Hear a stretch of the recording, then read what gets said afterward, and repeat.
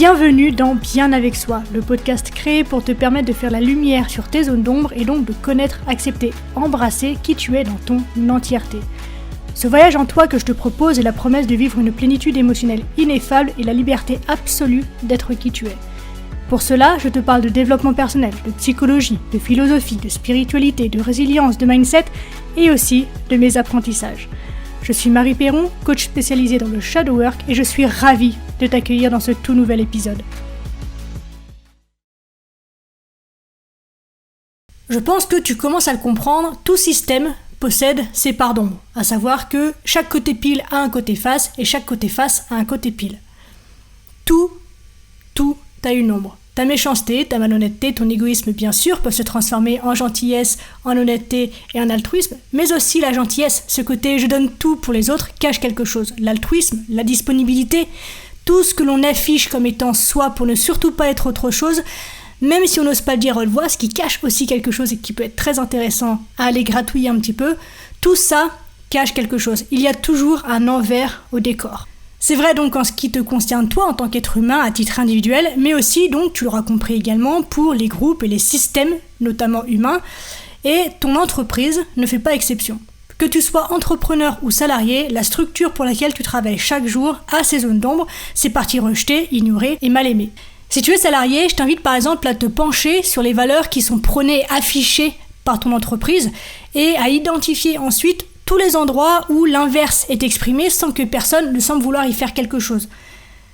Je t'invite également à prêter attention aux discussions qui peuvent avoir lieu autour de la machine à café, par exemple lors des pauses salariales. Quelles sont les remarques qui reviennent le plus? Les petites piques qui, mine de rien, annoncent, mettent en avant, mettent en lumière quelque chose. Il y a à chaque interaction, à chaque regard, à chaque attention que tu peux porter à l'univers dans lequel tu évolues chaque jour, une opportunité d'ouverture, d'amélioration et donc de croissance.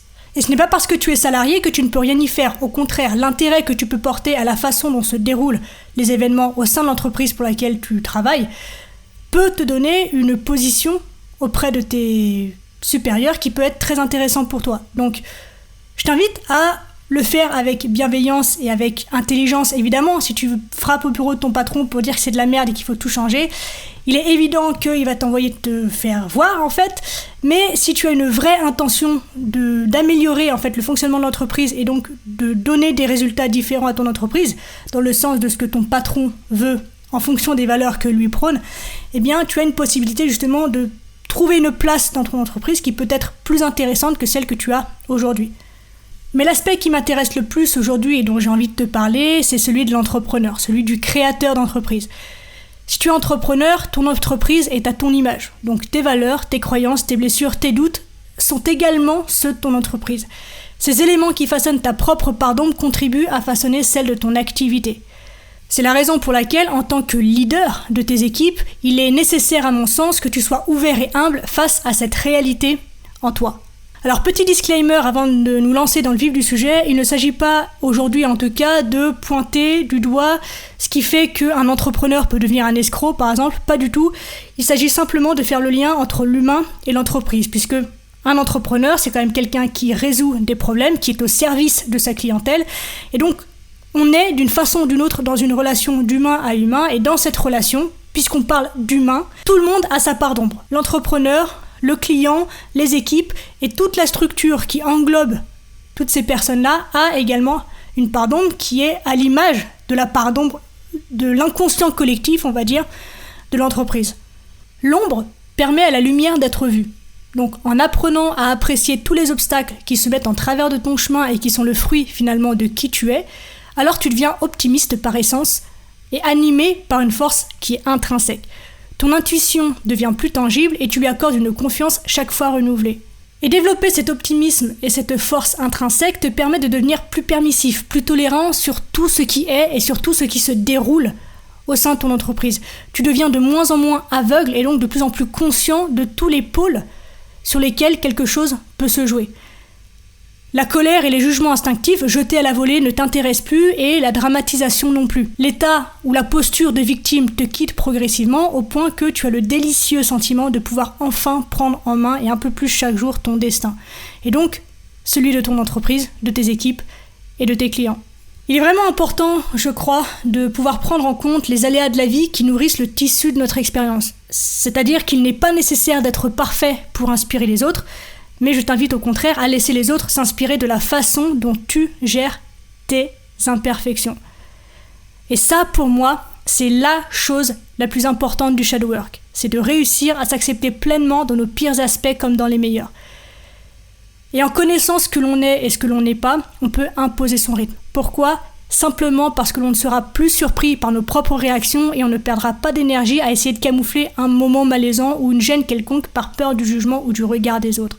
On sait que cela ne nous plaît pas, on sait comment on réagit et on passe à la suite. On swipe next. Calimero, il pourra avoir certes son moment ce soir tout seul sous le plaid du canapé, mais pour le moment c'est le Michael Jordan time, on vise, on tire, on gagne.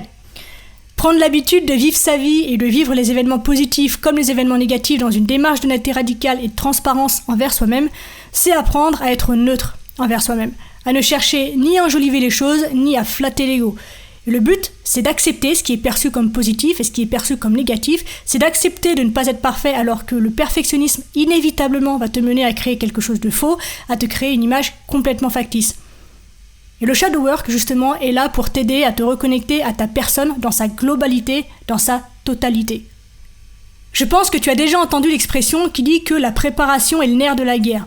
Connaître le terrain et connaître l'ennemi, c'est plus de la moitié du chemin parcouru vers la victoire. Et comme le pire ennemi, c'est nous-mêmes, eh bien, je pense que ça vaut la peine de faire un petit détour, parfois même un plus grand pour certains, par soi-même, pour entrer dans son fort intérieur et aller soulever toutes les toiles d'araignée et souffler sur la poussière qui s'est déposée sur les meubles.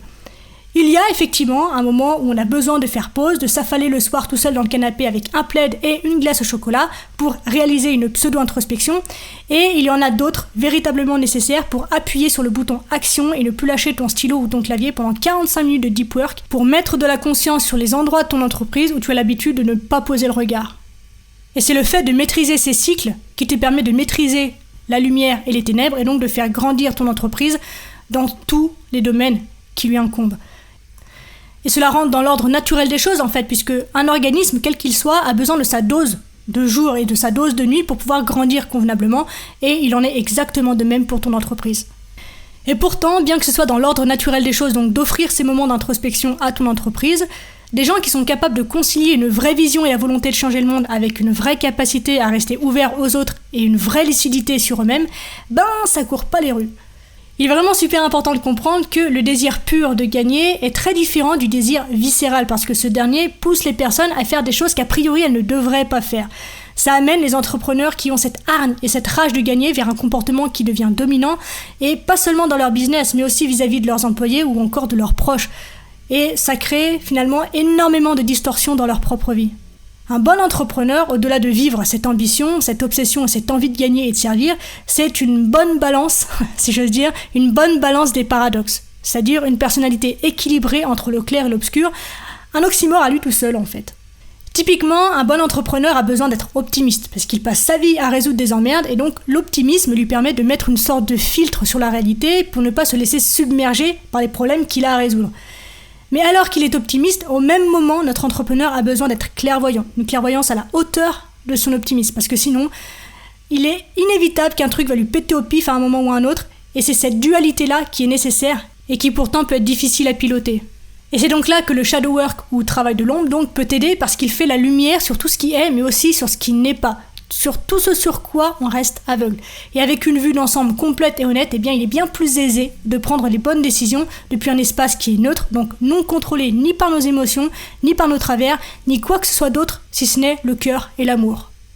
La plupart des individus préfèrent ignorer le véritable sens d'une action et tourner leur regard vers de plus belles illusions parce que la vérité, quelle qu'elle soit, est parfois difficile à discerner et encore moins à supporter lorsqu'elle ne va pas dans le sens de leurs croyances établies.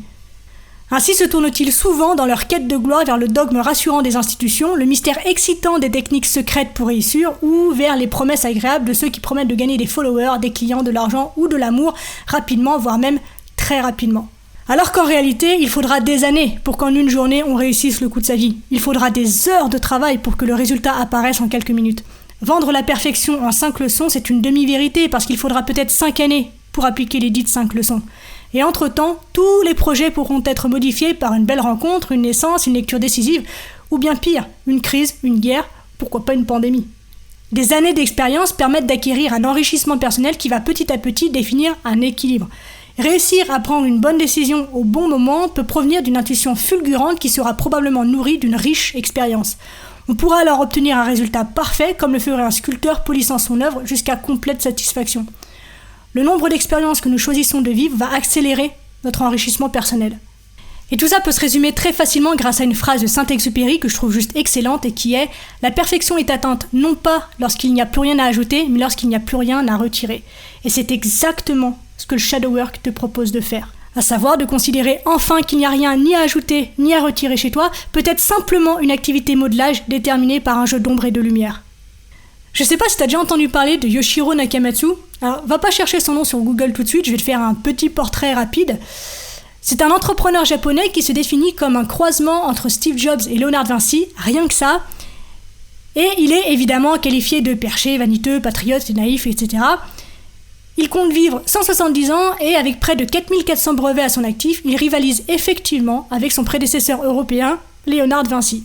Parmi ces brevets, histoire que tu aies un petit aperçu du gaillard, on trouve des brevets pour des CD, pour du fax, pour les pompes à kérosène, pour le taximètre, le lecteur de karaoké, du Viagra en spray, un cinémascope, voiture hydraulique, la chaussure à ressort, le soutien-gorge push-up invisible, la perruque self-défense, et j'en passe, et des meilleurs. Bref, peu importe tout ce qu'il a inventé, ce que je veux que tu retiennes, c'est comment il a trouvé ses idées. Et oui, il les trouve en profondeur, comme dans le shadow work. Il va s'immerger dans les profondeurs, littéralement, pour s'exposer aux idées lumineuses qui scintillent dans les ténèbres. Sa théorie est la suivante, c'est en s'immergeant longtemps et entièrement sous l'eau qu'il parvient à déclencher ce qu'il appelle des flashs de créativité. Donc, chez lui, c'est en privant son cerveau d'oxygène que les idées de génie commencent à fuser. Et d'ailleurs, Yoshiro Nakamatsu a bien sûr mis au point le très précieux calepin waterproof, évidemment. Tout ça pour dire que ces ténèbres qui finalement font si peur regorgent de trésors pour toi, ton monde et le monde. Et il ne tient qu'à toi de leur faire une place dans ta conscience. Pour te mettre sur la voie, j'ai envie de te proposer 2 pistes très simples qui vont te donner le ton du reste de ton voyage. Ces 2 pistes, je les ai trouvées dans les 12 étapes proposées à l'origine par les alcooliques anonymes. Il s'agit des étapes 4 et 5 pour les petits curieux, que je trouve très utiles pour l'exploration de ton ombre ainsi que pour comprendre et identifier comment, lorsque tu équilibres ce qui te fait défaut, entre guillemets, tu peux l'utiliser pour le bien et la croissance. L'étape 4, elle consiste à faire un inventaire moral et approfondi de soi-même. Donc, dans cette étape, on est invité à écrire nos ressentiments, nos peurs, les préjudices qu'on a pu infliger aux autres et également à soi-même. Donc, je te l'avais dit, on y va franco, donc je t'invite vraiment à prendre le temps, ces fameuses 45 minutes de deep work avec ton stylo à la main, à te mettre devant ta feuille ou ton écran et à lister tout ce pourquoi tu as du ressentiment, de la colère, peut-être un désir de vengeance, ce dont tu as peur, les préjudices que tu as pu infliger aux autres et à toi-même. Si tu es prêt à le faire avec courage et honnêteté, je t'assure que les bénéfices seront au-delà de ce que tu imagines. Enfin, l'étape 5, elle demande encore un petit peu plus de courage, mais elle est vraiment super efficace. Il s'agit de confesser, alors à Dieu, c'est inscrit de cette façon-là dans les alcooliques anonymes, mais si t'es pas attaché à Dieu, tu peux le faire à l'univers, à la vie ou ce en quoi tu as envie de croire, même si c'est à toi. Donc, confesser à Dieu, à toi-même et à un autre être humain la nature exacte de tes torts. Et le terme important ici, c'est le terme nature. Parce que ici, il ne s'agit pas de partager ton histoire de vie, il ne s'agit pas non plus de vrais ressentiments, donc de ta colère envers les autres ou des événements passés qui ne cessent de se rejouer dans ton esprit. Et il ne s'agit pas non plus des torts que tu as pu faire, puisque tout ça, c'est le passé. Et le but, évidemment, de ce processus, c'est de pouvoir enfin lâcher le passé pour vivre le présent et préparer le futur. Donc, la nature de tes torts, c'est en fait ta lampe braquée directement sur ton côté obscur. Donc, tu en parles avec une personne qui est évidemment capable d'entendre et de comprendre, et en présence de Dieu ou de n'importe quel symbole par lequel tu te sens relié ou connecté à quelque chose de plus grand et de soutenant pour toi, dans le but que tu puisses également voir la racine de ces choses. Pour que tu y vois plus clair, quelques exemples de ce que la nature exacte de tes torts peut être. Ça peut être une menace ressentie pour tes relations personnelles, ton ambition, ta fierté, ton estime de toi, tes craintes peut-être pour ta situation ou ta sécurité financière, ton ressentiment, ton égoïsme, le perfectionnisme, et bien plus encore, je t'en passe des meilleurs, la liste peut être extrêmement longue, mais voilà, je t'invite à être véritablement honnête, clair et transparent avec toi-même pour aller chercher tous les endroits en fait où donc tu as pu causer du tort d'une façon ou d'une autre à toi ou aux autres et d'aller chercher la racine du mal entre guillemets. Il s'agit ici de faire le diagnostic de tous ces torts que tu as pu poser dans la vie des autres et dans la tienne donc pour comprendre la racine et la nourrir de différentes façons pour que les fleurs, les fruits puissent enfin se gorger de sucre et de miel. Alors, il est vrai que dans le cadre des alcooliques anonymes, on pousse les personnes à faire un inventaire de ce qu'ils ont pu faire de ce qu'on pourrait percevoir comme négatif. Mais ici, on est entre entrepreneurs et donc, il est super intéressant que tu puisses mettre le doigt effectivement sur tous les endroits où on peut considérer que tu fais un faux pas, mais tu peux également le faire pour tous les aspects positifs de ton entreprise. C'est-à-dire que tous les endroits où tu es particulièrement fier de toi, tout ce qui te fait bomber le torse un petit peu, qui fait que tu es super content et que tu as tendance à peut-être trop, entre guillemets, mettre en avant, je t'invite à les lister également, à identifier la nature de ces choses et à te rendre compte qu'en fait, tout part du même endroit. Une fois que tu as les racines, tu peux en faire ce que tu veux. Et surtout, ça te permettra peut-être de te rendre compte que certains fruits déjà juteux ont les mêmes racines que des fruits que tu considères comme pourris. Et donc à partir de là, tu constates qu'il n'y a ni bon ni mauvais en toi, il y a simplement ce que tu fais de ce que tu as en main. Et plus tu as d'éléments en main, plus tu as une large capacité d'action et de possibilités. Tout ce qui te fait peur, tout ce que tu rejettes, tout ce que tu condamnes peut être une source de richesse pour ton évolution évidemment personnelle, mais aussi pour l'évolution de ton entreprise. Et à l'inverse, toutes les valeurs que tu prônes, toutes les réussites dont tu es particulièrement fier, bref, toute la lumière que tu projettes à l'extérieur depuis l'intérieur de ton entreprise peuvent elles aussi dévoiler quelque chose que tu ne regardes pas, que tu ne vois pas puisque tu prônes tes valeurs, tu prônes ce dont tu es conscient et donc tu ne mets en avant que ce qui te fait plaisir et que ce qui va dans ton sens. Et plus tu as le regard large sur tout ce qui se passe, plus tu as une fois la possibilité d'une vraie croissance dans tous les domaines, dans tout ce dont tu as besoin ton entreprise pour croître. En conclusion, être meilleur de toi-même en tant que propriétaire et bâtisseur d'entreprise exige que tu prennes soin de toi-même, de ton corps évidemment, de ton esprit et également de ton âme. Et donc, jeter un coup d'œil de temps en temps au côté obscur de la force, au côté sombre de ta personnalité et aux choses que tu réprimes peut t'aider à voir comment, si tu les fais ressortir comme points positifs, peuvent t'aider à grandir. Et donc, comme je te l'ai dit, de la même façon qu'il y a un côté sombre de tes dons, il y a un côté clair de tes négatifs, entre guillemets, si tu les utilises dans la bonne marche des choses.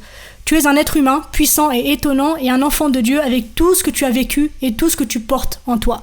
Et tout a sa raison d'être, tout a une richesse à te livrer que tu peux mettre au service de ton existence. Sans compter qu'entrer en contact avec ces choses plus sombres de ta personnalité et les éclairer peut également empêcher une explosion, un chaos ou une implosion qui peuvent être complètement destructeurs. Donc autant les reconnaître, les rencontrer, les posséder et en parler. Et la première étape pour avancer dans cette direction consiste simplement à s'arrêter pour regarder d'un petit peu plus près, comme un scientifique passionné, ce qui se passe dans ta tête, surtout si tu n'en as pas conscience. On arrive déjà à la fin de cet épisode, merci de l'avoir écouté jusqu'au bout. J'espère qu'il t'a plu, si c'est le cas, n'hésite pas à me le faire savoir et à m'encourager en mettant un commentaire ou 5 étoiles sur Apple Podcast ou encore Spotify. Les témoignages, les interactions, ça aide simplement à mettre le contenu en avant et donc à agrandir la communauté et c'est vraiment super important pour moi, donc merci pour ta contribution. Dernière chose, si tu as envie de me poser des questions, d'interagir avec moi ou de me soumettre des sujets que tu aimerais que j'évoque dans ce podcast, eh bien n'hésite pas à me le faire savoir en privé sur Instagram, le lien se trouve dans la description. On se retrouve très vite dans un tout nouvel épisode, d'ici là bien sûr, prends soin de toi, sois reconnaissant envers la vie et surtout n'oublie jamais que tu es la personne la plus importante de ta vie et que de ce fait, tu mérites ce qu'il y a de meilleur. Je nous aime, à la revoyure.